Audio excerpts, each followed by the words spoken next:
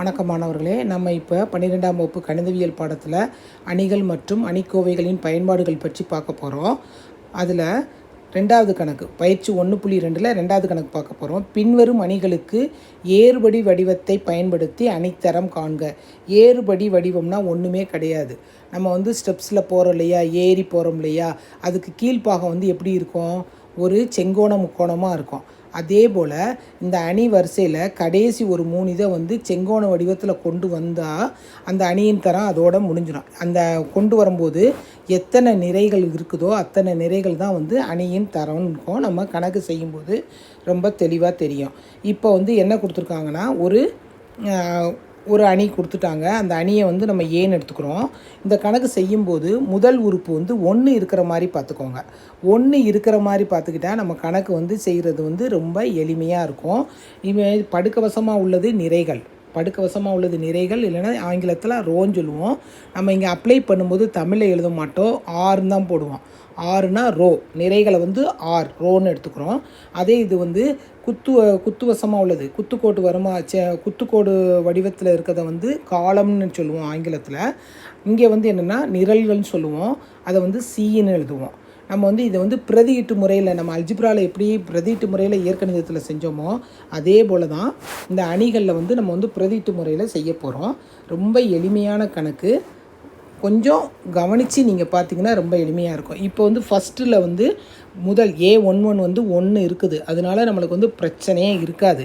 இப்போ நான் என்ன சொன்னேன்னா, ஏறுபடினா கடைசி ஒரு 3 இது என்ன இருக்கணும், 0வாக இருக்கணும். கடைசி ஒரு 3 இது இப்படி இருக்கணும், 0வா வரும்போது எப்படி இருக்கும், இதுதான் செங்கோண முக்கோணம். ஓகேவா?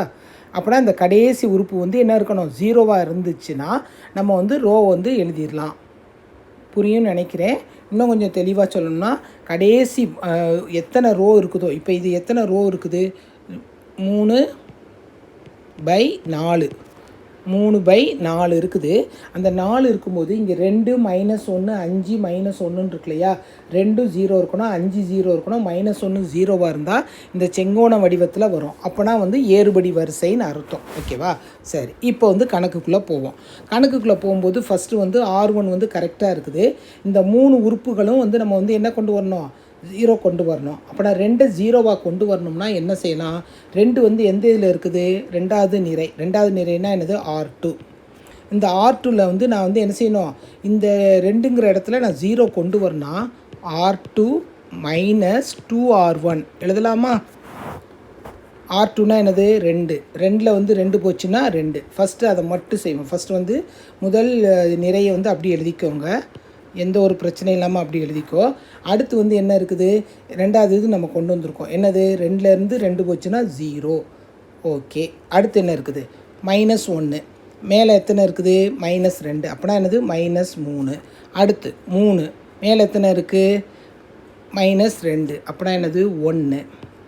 அடுத்து 4, மேலே எத்தனை இருக்குது, -6. அப்படின்னா என்னது, -2. ஓகேவா? இப்போ கொண்டு வந்துட்டோம். அடுத்து என்ன இருக்குது, கீழே 5 இருக்குது.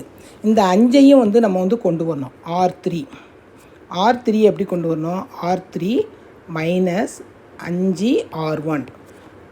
R1ங்கிறது நிறைவரிசை ஃபஸ்ட்டு உள்ளது, அதை யாபத்தில் வச்சுக்கோங்க. நம்ம தமிழில் எழுத முடியாதுங்கிறதுனால தான் ஆங்கிலத்தில் R1 சொல்லி போடுறோம். இப்போ இந்த இதில் எழுதும்போது 5 - 5 0 ஆயிடுது. அடுத்து -1, அங்கே -5 கொடுக்கும்போது ஆட்டோமேட்டிக்காக என்ன வரும், -6. அடுத்து 7, 7ல் 5 போச்சுன்னா 2.